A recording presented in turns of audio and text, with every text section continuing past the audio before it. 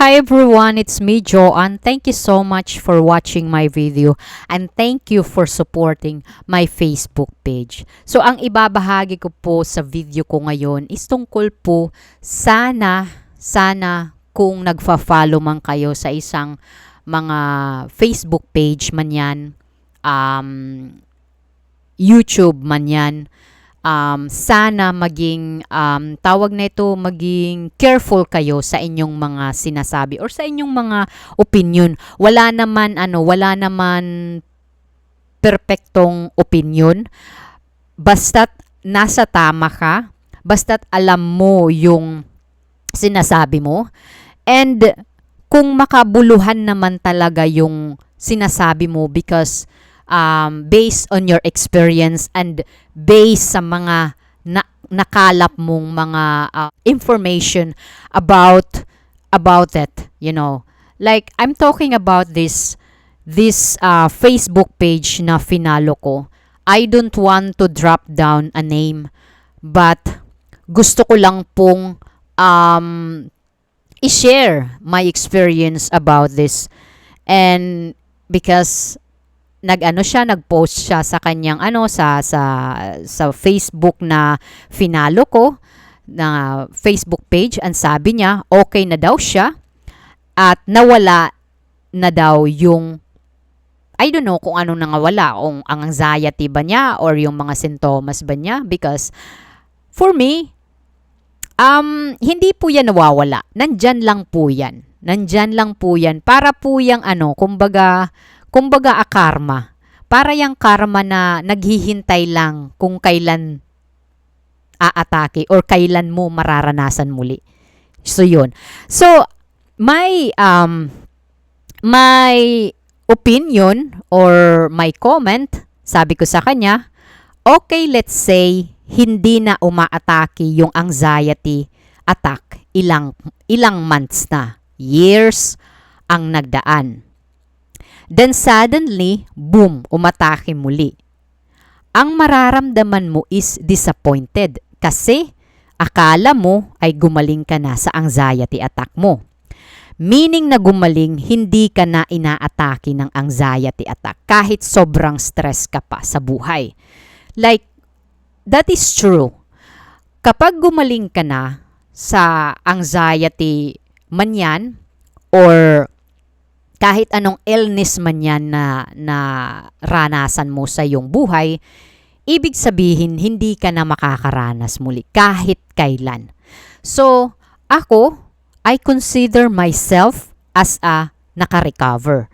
Kasi, I already know na magkakaroon pa rin. As long as I am breathing, as long as nakakaranas ako ng stress sa aking buhay, sa pang-araw-araw, pressure sa aking buhay, makakaranas pa rin ako ng panic attack. But, ang kaibahan lang is alam ko na kung papaano siya ma-handle, papaano siya kumbaga i-overcome. Kasi nga, bihasa na ako. Kasi nga, hindi siya bago sa akin. Kumbaga, I used to it. So, sabi ng comment niya, parang ang better ng comment na to. Sabi niya. Sabi ko sa kanya, hindi po yan better. Kasi yan po yung totoo. I'm just being honest here po. Hindi ko sinasabi sa aking sarili na gumaling ako sa panic attack. Na-treat yung disorder, but yung panic attack, no. Sabi ko sa kanya, mas better pa nga yung emoji mo. Kasi anong nakakatawa sa sinabi ko. So, and sabi niya sa akin, di ka lang gumaling, parang sinisisi mo pa ako with yung yung sabi niya like that, yung kanyang emoji. Sabi ko sa kanya, di mo lang matanggap na wala talagang gumagaling sa anxiety attack. Asawa ko nga, since teenager, mayroon ng panic disorder. Hanggang ngayon na 44 na siya, may panic attack pa rin. Nagtitake siya ng antidepressant pills. Sabi ko sa kanya, ayaw pagpapapel budoy. Bangin bumalik ito nga imo anxiety attack.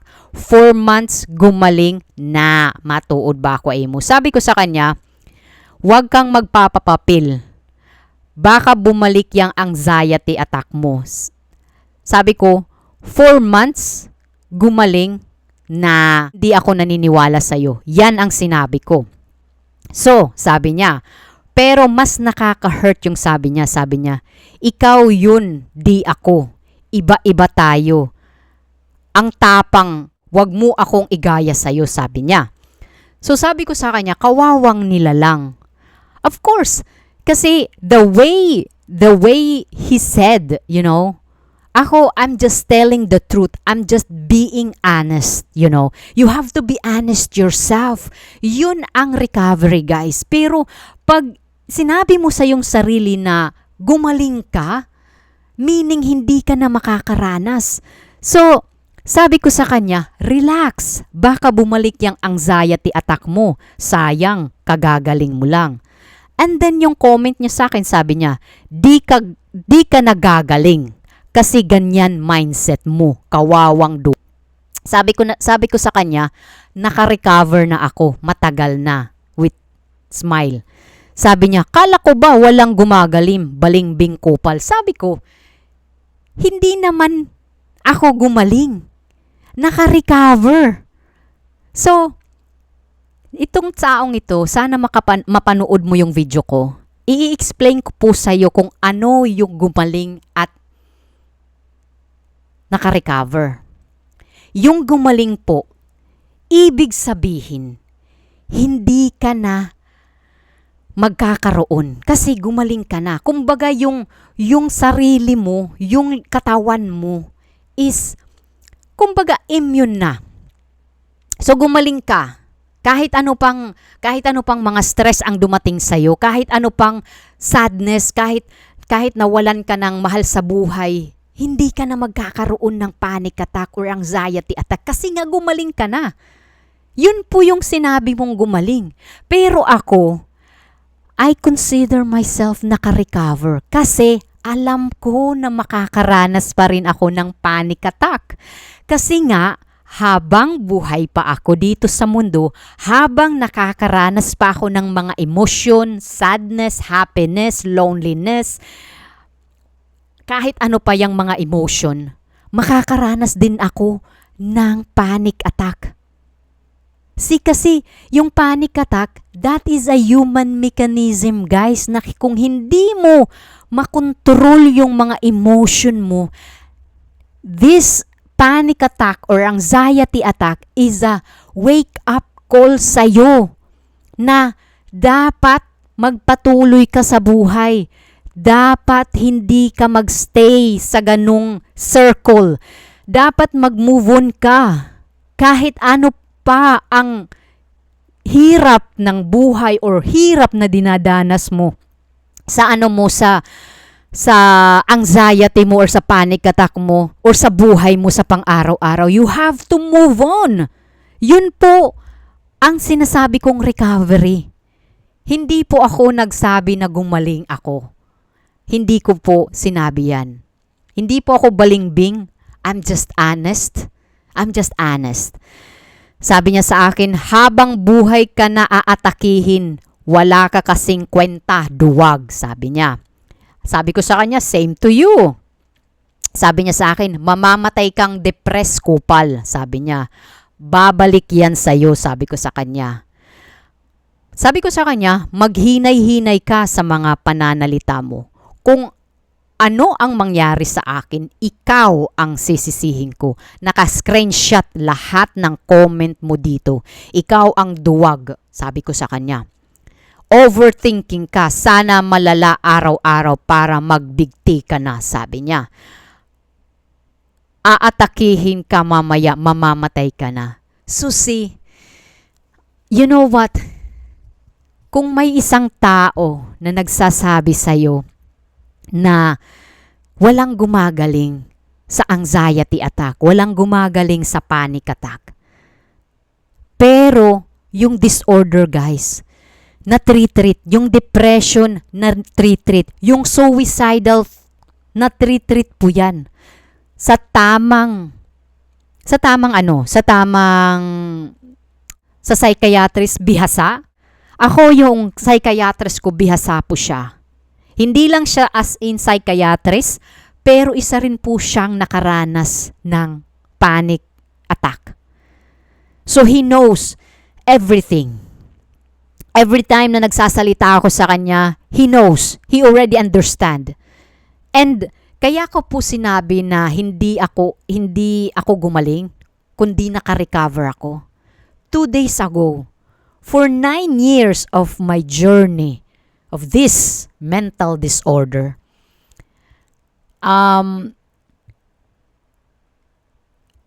every month po siyang umaatake, but 2 days ago, yun po yung pinakamalakas na atake sa akin.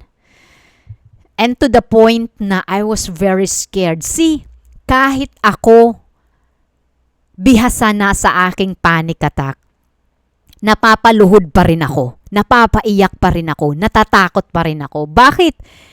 Because it's normal. Every one of us, we are scared kasi mayroon pa tayong gustong gawin sa buhay, right? And kapag umaatake yung aking panic attack, parang lumiliit yung mundo ko na naman. Pero, dinadivert ko siya. It's because of the support of my husband and the support of my psychiatrist. Sabi niya sa akin, my psychiatrist, it's not necessary to be scared. Kasi nga, bihasa ka na sa sa panic attack mo. You know na walang mangyayari. You know na hindi ka atakihin ng heart attack. Kasi you are strong, you are healthy. You know that. And you know that is only anxiety, that is only panic attack.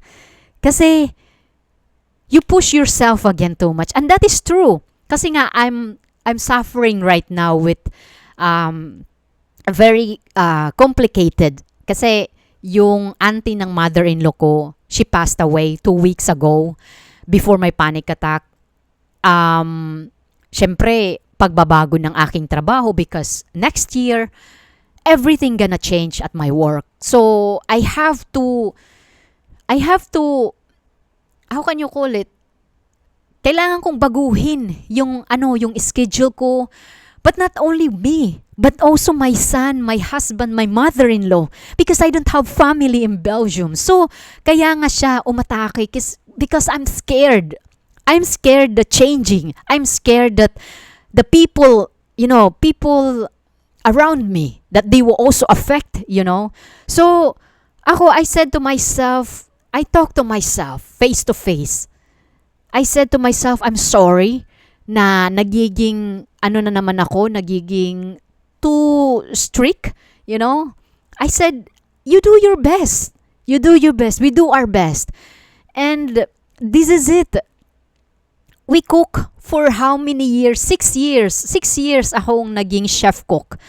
And this time, hindi na kami nagluluto, hindi na kami yung naglilinis kasi iba na yung company na humahawak sa amin. So, nagdi-deliver na lang yung pagkain sa amin, and mayroon pa naman kaming trabaho. I'm very thankful for that kasi hindi kami nasisanti. Hindi kami kumbaga tinanggal sa trabaho. Still continuing pa rin.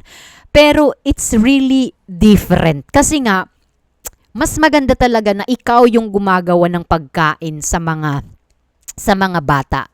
From baby to 1 years old to 2 and to 2 to 3 years old. So ang ganda ng pakiramdam kahit sobrang hirap, kahit sobrang pagod ka physical, but your mental and emotional, you are happy because of the good compliment from the parents na sinasabi, oh Juan, yung anak ko kumain siya ng mabuti, you're really a good cook, something like that. Yun ang para sa akin yung aking happy pills. Pero those happy pills took it away. So ang hirap. So next year, it is really difficult. So that's why I have this terrible attack of my my panic attack. So I was still scared again, but it's because of my husband. It's because he believed in me, and it's because of my psychiatrist. He told me na bihasa ka na sa anxiety, sa panic attack mo. So you don't have to be scared, you know? If it happens, it happens. We cannot stop it, you know? But if you know that it's just panic attack, it's because you are too stressed. It's because you are too tight again to yourself. So, kailangan mong luwagan muli. Ibalik mo muli yung dating ikaw, yung dating kinakausap mo yung sarili mo. That you give them a good compliment, na you give yourself motivation, you congratulate yourself, you love yourself. So, yun po yung gusto ko pong ipahiwatig dito, na you have to be careful. Kung mag-share po kayo ng opinion, dapat in a proper way po. Lahat tayo, iba-iba yung karanasan. Lahat tayo, iba-iba. But what I said to this person is really true. Hindi ko po siya binibigyan ng disappointed. Ayaw ko po siyang umasa. And then, you know what happened? I see him again in a Facebook page. Sabi niya nakakaramdam na naman siya. See? That's what I told. Kung gumaling ka na talaga, hindi ka na makakaramdam ng kahit ano. Kahit ano pang anxiety, kahit ano pang mga sensasyon, kahit ano pang mga sintomas, hindi mo na po yan mararamdaman. Kasi nga, gumaling ka na. You consider yourself na gumaling ka na. Pero ako, hindi po ako gumaling. Naka-recover po ako. Recover and gumaling, iba po siya. May pagka-similarity pero iba po siya. Para sa akin, iba po siya. Iba po siya. Kasi, if you said na gumaling ka na, like, for example, alam ba ninyo yung bulutong tubig or yung sinasabing chicken pox? Kapag nagkaroon ka na niyan, hindi ka na magkakaroon. Meaning kasi, na-immunize yung katawan mo. Pero, yung mental health, yung panic attack, yung anxiety attack, kahit ilang tawag na ito, kahit gaano ka pa kabihasa, kapag umatake yan, hindi po yan sinasabi na, oh, hindi na yan aatake kasi immune na ako. No, may chance pa rin na magkakaroon ka at may chance pa rin na mapapaluhod ka nito. So you have to accept that, na may tao talaga na they will tell to you, and just accept that. And you know what? Lahat ng mga message mo na sinabi sa akin, I told to my husband. And you know what my husband told me? You don't have to listen to that person. That person is naive. Kasi hindi niya talaga matanggap na walang gumagaling sa anxiety attack, sa panic attack. So sabi ko sa asawa ko, you are right. Why would I wasting my time to that person? See, if you saying yourself those negative to me, ikaw po ang hindi naka-recover. Kaya ngayon you are suffering again. I'm also suffering but in another way kasi nga may pressure sa akin sa trabaho. Namatay yung auntie ng mother-in-law ko, which is she was very close and she was very nice. Very loving. She is not perfect, but she's a very good person. You know, and I will miss her. I will miss her. So yun po. Ako, I'm not considering na nagumaling, pero naka-recover. I'm very proud of it na naka-recover. And this mindset